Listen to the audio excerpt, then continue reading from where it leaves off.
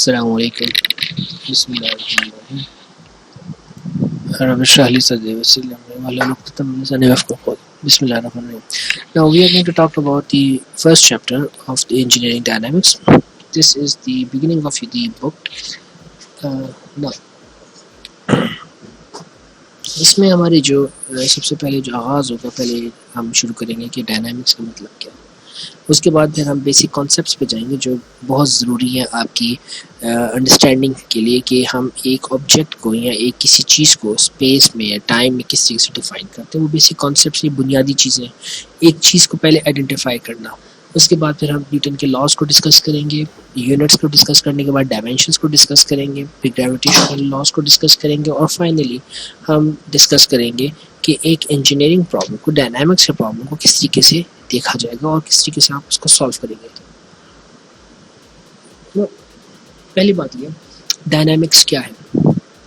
میں نے آپ کو جیسے بتایا تھا کہ ڈائنامکس کا مطلب حرکت ہے، اس کا مطلب موشن سے ہے. تو اس کی دو ٹائپس کی چیزیں ہیں. موشن دو طریقے سے نیچر میں ہوتی ہیں. یا تو آبجیکٹ خود موو کرے گا، نمبر ایک. نمبر دو، آبجیکٹ پہ ایکسٹرنل فورس لگائی جائے گی جس سے وہ موو کرے گا. ٹھیک ہے. یا آبجیکٹ کسی دوسری باڈی کے ساتھ ایسوسیٹ ہو کے موو کرے گا. تو جب ہم فورسز کی بات کرتے ہیں، جب آبجیکٹ پہ فورس لگائے گی یا آبجیکٹ فورس انٹروڈیوس کرے گی اپنے تھرو، یعنی انٹرنلی یا ایکسٹرنلی، اس کو آپ کائنیمیٹکس ڈیفائن کرتے ہیں. ٹھیک ہے. Matics, kine means motion, matics means when we are applying external forces, internal forces, the things that cause it to move, things that cause motion, matics. Now and kinetics means the energy of the body, جو resultant forces، جو resultant motion ہے اس کو kinetics کہیں گے. For instance، اگر آپ نے بال ہاتھ سے پھینکی ہے تو جو amount فورس آپ کی ہاتھ جنریٹ کری ہے بال میں، وہ ہے کائنیمیٹکس. لیکن جب بال ایک دفعہ آپ کے ہاتھ سے نکل جائے، اب اس بال کے اندر انرجی آ جائے گی، and that is the kinetics. ٹھیک ہے. نو یہ ایک بیسک چیز ہے جو ڈیزائن کی جاتی ہیں ہماری مشینریز ہیں، ہمارے سسٹمز کے اندر جو بیسک مشینریز ہیں. آپ کی بیسک جو موومنٹ ہے وہ کائنیٹکس اینڈ کائنیمیٹکس کے اندر ہی رہے گی. نو جو ہم جو چیز پڑھ رہے ہیں وہ بہت فنڈامنٹل ہے. یہی ڈائنامکس کے جو کانسیپٹس ہیں، جب آپ نے ایڈوانس اسٹڈیز میں جائیں گے، جہاں پہ انجینئرنگ، میکینکس اور مشین ڈیزائنس پر جائیں گے، وہاں پر آپ کو انہی کانسیپٹس کی ضرورت پیش آئے گی. ٹھیک ہے. اب ہم تھوڑی سی بیسک کانسیپٹس کی بات کرتے ہیں. سب سے پہلی جو چیز ہے وہ ہے اسپیس. ہم جو بیسک چیزوں کو ڈیفائن کرنے جا رہے ہیں وہ ہے space, time, mass, force, particles, rigid body and vector and scalar quantities. اس میں ویکٹر اینڈ اسکیلر کوانٹیٹیز نہیں ایڈ ہو سکتی، but keep in mind they are also the part of the basic concepts. Now space, what is the space? Space میں ہم لوگ جیسے میں نے عرض کیا کہ اسپیس ایک آبجیکٹ کی ایگزسٹنس کو ڈیفائن کرتی ہے. Anything that occupies a specific region in space with respect to an origin point or reference point is defined as space. Now اگر آپ کلاس میں کھڑے ہیں یا آپ کی ٹیبل پہ بک پڑھی ہے، اس بک نے ایک اسپیس آکیوپائی کیا، ایک والیوم آکیوپائی کیا ہوا ہے، لیکن آپ کتنا والیوم آکیوپائی کیا اور کس ڈائمینشنس کے تھرو آکیوپائی کیا اور کن ایکسس کے ریلیشن سے آپ آکیوپائی کیا ہوا ہے، یہ ساری چیزیں اسپیس ڈیفائن کرتی ہیں. سو a definition of space can be through a Cartesian coordinate, through a normal tangential coordinate system, spherical coordinate system, or cylindrical coordinate systems. Any coordinate systems can define a space or existing of a space, اور space کے درمیان میں جتنے بھی objects ہوں گے وہ اس کو ڈیفائن کریں گے. تو اسپیس پہلے یہ چیز جو انڈیکیٹ کرتی ہے کہ وہ ایک آبجیکٹ کی ایگزسٹنس کو آئیڈینٹیفائی کرتی ہے. سو یہ کانسیپٹ لینا کہ دیر از نتھنگ اور نتھنگ سے ایوری تھنگ کریٹ ہوا ہے، یہ ایک انتہائی نان سینس ہے، کیونکہ فزکس کی فنڈامنٹل ایگزسٹنس، انجینئرنگ کی فنڈامنٹل ایگزسٹنس پہلی چیز کی پریزنس اور اس کے وجود سے ہے. ٹھیک ہے. سو چیز کا وجود ہونا ضروری ہے. اس کا وجود کیسے ڈیفائن ہوگا کہ وہ کس طریقے سے رہ رہی ہے آپ کے انوائرمنٹ میں، آپ کی چیزوں کے درمیان میں، آپ کی آنکھوں کے سامنے ایک آبجیکٹ کس طریقے سے ایگزسٹ کرتا ہے، یہ بہت ضروری ہے. اس کی جو ایگزسٹنس ہے اس کو ہم جائیں گے کہ اس نے ایک حجم قائم کیا ہوا ہے، اس نے اپنی ایک چیز کو، اپنے وجود کو برقرار رکھا ہوا ہے، وہ چیز اسپیس ڈیفائن ہوتی ہے. دین ٹائم کیا چیز ہے؟ آپ کو پتہ ہے ٹائم ایک انڈیپینڈنٹ یونٹ ہے، کوئی کنٹرول نہیں کر سکتا، نہ اس کو آپ فارورڈ لے کے جا سکتے نہ ریورس میں لے کے جا سکتے. There is no negative time. You have time for an instant, you start from zero and it keeps on going. ٹھیک ہے. Then you have mass. اگر ایک آبجیکٹ اسپیس آکیوپائی کرتا ہے تو اس کی ایک پراپرٹی ہوگی کہ اس کے اندر میس ہوگا. No mass in fact is not کہ بائی ڈیفینیشن کہتے ہیں کہ اس کے اندر تک وزن ہوگا. اس کا تعلق وزن سے نہیں ہے، اس کا تعلق اس کے میٹر کے ساتھ ہے. मैस किस किस्म का मैटर एग्जिस्ट करता है? लिक्विड मैटर है, गैशियस मैटर है, फ्लैश मैटर है, सैंड है, हार्ड है, मेटल है. It is just a matter. It defines the quantity of a matter within an object or within the volume or within the confines, यानी कि उसकी जो ऑब्जेक्ट जिसका वजूद है उसकी दीवारों के अंदर उसके अंदर क्या मैटर है, that is mass. Then there is something called force.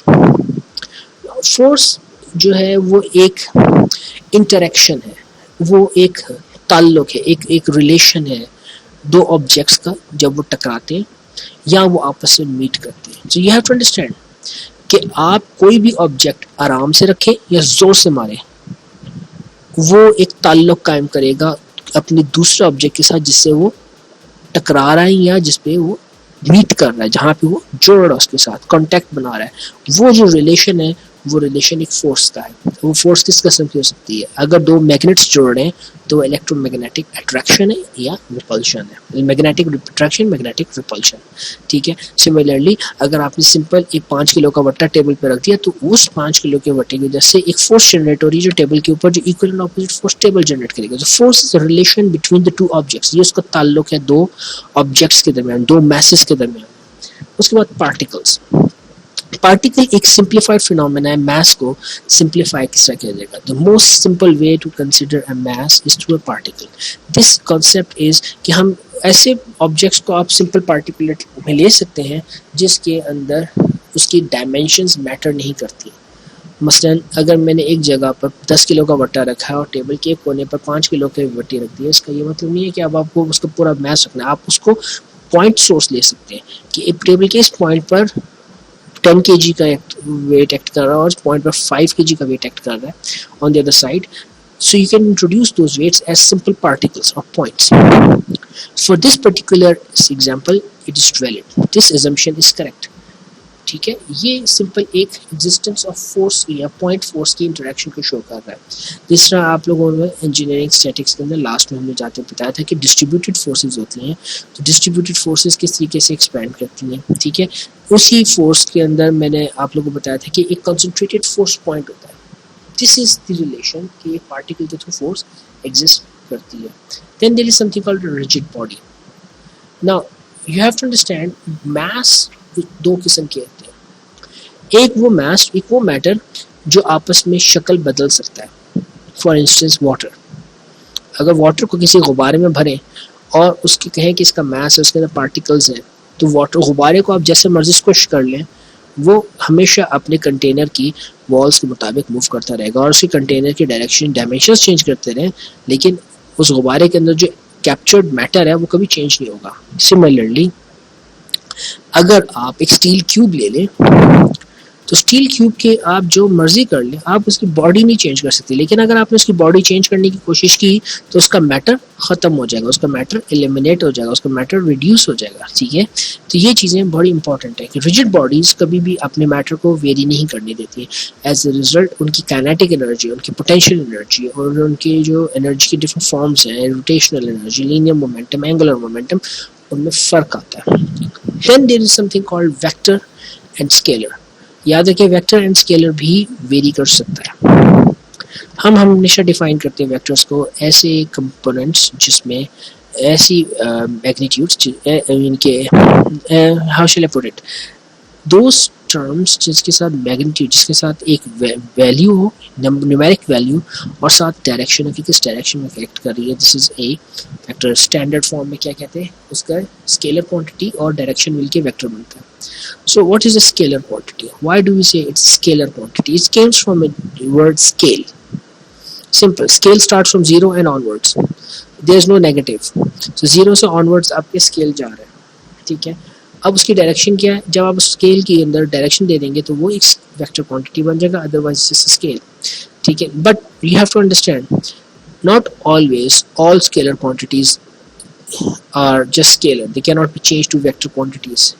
For instance, अगर आप इलेक्ट्रोमोटिव फोर्स की बात करते हैं और इलेक्ट्रोमैग्नेटिक फ्लक्स की बात करते हैं जिससे आपकी मोटर मूव करती है, तो आपके उसमें जो सबसे इम्पोर्टेंट चीज़ है वो है वायर्स का, कंडक्टिंग वायर्स की क्रॉस सेक्शनल एरिया का मैग्नेटिक फील्ड को कट करना. Now in standard definition, area is not a vector quantity. It is a scalar quantity. لیکن جب آپ میگنیٹک فیلڈ کو کٹ کرتے ہیں تو cross sectional area becomes a vector quantity.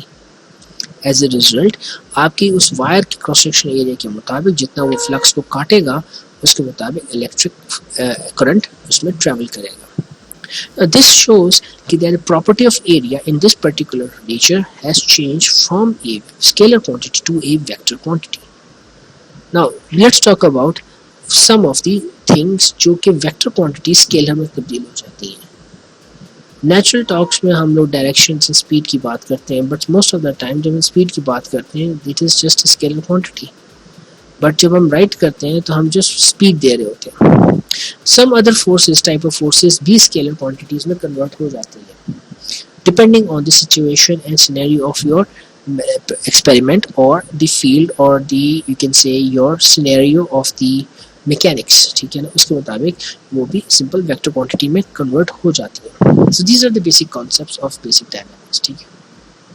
Now another thing, sorry, yes, now we are going to talk about Newton laws. یہ ہمیشہ یاد رکھیں کہ نیوٹن کے تینوں لاز انٹر ریلیٹڈ ہیں. نیوٹن نے اپنے لاز بک جو اس نے پریزنٹ کی تھی پرنسپل آف میکینکس اس میں اس نے مینشن کیے ہیں, but they are very well detailed. So here these are just the derivative of that book جس نے اس نے ڈرائیو کیا تھا. Number one, a particles remain at rest or continues to move with a uniform velocity. This is the law of inertia. ٹھیک ہے. اب یہ بہت ہی روڈیمنٹری ٹیکنیک ہے. اب اس کو ہم کس طرح ڈیفائن کریں گے؟ اس کی ڈیفینیشن اس طرح ہے. آپ لوگوں کے گھروں میں ماشاء اللہ ہیوی آبجیکٹس بھی لائک ٹیبل جس پہ آپ ڈائننگ ٹیبل جس پہ آپ کھاتے ہیں, یا فریج ہے جس کو آپ ریفریجریشن کرتے ہیں. This is an object. اس آبجیکٹ کو ہلانے کے لیے آپ سب سے پہلے اپنے فل طاقت سے زور لگائیں گے اور آپ کوشش کریں گے کہ پہلے سلائڈ کریں. Now you have to understand اس آبجیکٹ کو موو کرنے کے لیے آپ فورس اپلائی کر رہے ہیں اور اپنی طاقت کو آہستہ آہستہ بڑھاتے چلے جائیں گے جب تک وہ موو نہیں کرے گا. تو کوشچن یہ ہے کہ پہلی دفعہ وہ ہلکے سے فورس لگانے پہ موو کیوں نہیں کر جاتا؟ کیونکہ آبجیکٹ کیا ویٹ ہے, اس کے اندر ریزسٹنس ہے آپ کو ریزسٹ کرنے کے لیے, آپ کی اپلائڈ فورس کو ریزسٹ کرنے کے لیے. Because as the number of matter increases the mass increases. The number of matter defines mass. اس کا مطلب اس کے اندر میٹر انکریز ہو رہا ہے, اس کا میس انکریز ہو رہا ہے. جتنا میس انکریز ہو رہا ہے زیادہ طاقت چاہیے, اس کا مطلب اس کا انرشیا اتنا ہی زیادہ ہے. جتنا انرشیا زیادہ ہوگا تو آپ یہ کہیں گے کہ آبجیکٹ جتنا انرشیل پراپرٹیز جتنا میٹر زیادہ رکھتا ہے اتنی اس کے اندر صلاحیت ہے انرشیا کی, اس سے زیادہ ہو جاتا ہے اس میں صلاحیت ہے آپ کی ایکسٹرنل فورس کو ریزسٹ کرنے کے لیے. اب امیجن کریں یہی انرشیا ایک ویلوسٹی سے, کانسٹنٹ ویلوسٹی سے موو کر رہا ہے. کانسٹنٹ ویلوسٹی کا مطلب یہ ہے کہ اس کے اندر انرجی لاسز نہیں ہو رہی. اور ہمیں نے آپ سے جیسے عرض کی پہلے بھی کہ اس ورلڈ میں کوئی بھی ایسی آئیڈیل پلیس نہیں ہے جہاں پر انرجی لوز نہ ہو رہی ہو. کچھ لوگ یہ آرگیو کر سکتے ہیں کہ اسپیس میں انرجی لوز نہیں ہوتی. They are wrong. اسپیس میں انرجی لوز ہوتی ہے. Because what we forget is that even in space we are surrounded by celestial bodies like moon, like earth, like Venus or the planetary objects all around us, even sun. حتیٰ کہ جو asteroid fields ہیں جو Strides travel کرتے ہیں ان کی بھی magnetic field not magnetic gravitational force field آپ کو افیکٹ کر رہی ہوتی ہے. So there is no absolute point even in space جہاں پہ آپ یہ نہیں کہہ سکتے کہ آپ کی یونیفارم ویلوسٹی مینٹین رہے گی. But yes, the losses are so low, they are so less کہ آپ کو لگتا ہے ایسا کہ آپ کی ویلوسٹی کانسٹنٹ چل رہی ہے. So assuming کہ there is no loss in velocity, آپ کا آبجیکٹ کسی بھی میس کا ہو جس میں جتنا بھی میٹر کیوں نہ ہو وہ اپنی اس ویلوسٹی کو مینٹین رکھے گا. اب یہ دونوں پراپرٹیز کو چینج کرنے کے لیے کسی بھی آبجیکٹ کو جو یونیفارم ویلوسٹی سے موو کر رہا ہے اس کی ڈائریکشن چینج کرنے کے لیے یا اس کو زیرو ویلوسٹی پر لانے کے لیے یا وہ میس جو ریسٹ پر ہے اس کو ویلوسٹی دینے کے لیے یا اس کی ڈائریکشن یا پوزیشن چینج کرنے کے لیے آپ کو فورس چاہیے. اب آپ کو فورس کتنی چاہیے؟ آپ کو فورس چاہیے اس مٹیریل کی, اس آبجیکٹ کے میٹر کے ٹائم میٹر کہ اس کا میٹر کتنا ہے اور اس کو آپ نے کتنی ایکسلریشن دینی ہے. یہ دونوں کا پروڈکٹ مل کے فورس بنتی ہے اور یہ فورس آپ کو کم از کم ریکوائرڈ ہے اس آبجیکٹ کی پراپرٹیز کو چینج کرنے کے لیے. سو کوشچن یہ کہ وہ then why do we need acceleration. Acceleration ہی کیوں نہیں, ہم یہ کیوں نہیں کہہ سکتے کہ ہم میس ٹائمز ویلوسٹی کر کے فورس جنریٹ کریں گے. وائی ڈو وی نیڈ اور we came to a conclusion of acceleration. This particular you can say radial, یہ جو ہمارے جو پاس یہ ریڈل ہے کہ ایکسیلریشن ہی کیوں, یہ ارتھ کی گریوٹی نے ہمارے ساتھ ہیلپ کی ہے. This nature how this is where nature جو اللہ تعالیٰ نے زمین بنائی ہے اس نے ہمیں ہیلپ کی انڈرسٹینڈ کرنے میں کہ ارتھ بھی کسی آبجیکٹ کو جب اپنے ساتھ کولائڈ کرواتی ہے یا اوپر سے کوئی چیز گرتا ہے اس کو وہ ایکسیلریٹ کرواتی ہے, اور اس کی انرشیا کو چینج کرنے کے لیے وہ ایکسیلریشن جیسی پراپرٹی جس میں گریوٹی انوالوڈ ہوتی ہے اس کے ساتھ وہ پلے کرتی ہے. As a result anything that is coming towards earth burn out کر جاتی ہے. Anything that is moving away from earth needs the same amount of energy, needs the same amount of force. Mass times acceleration, matter times acceleration. This acceleration is not a simple thing.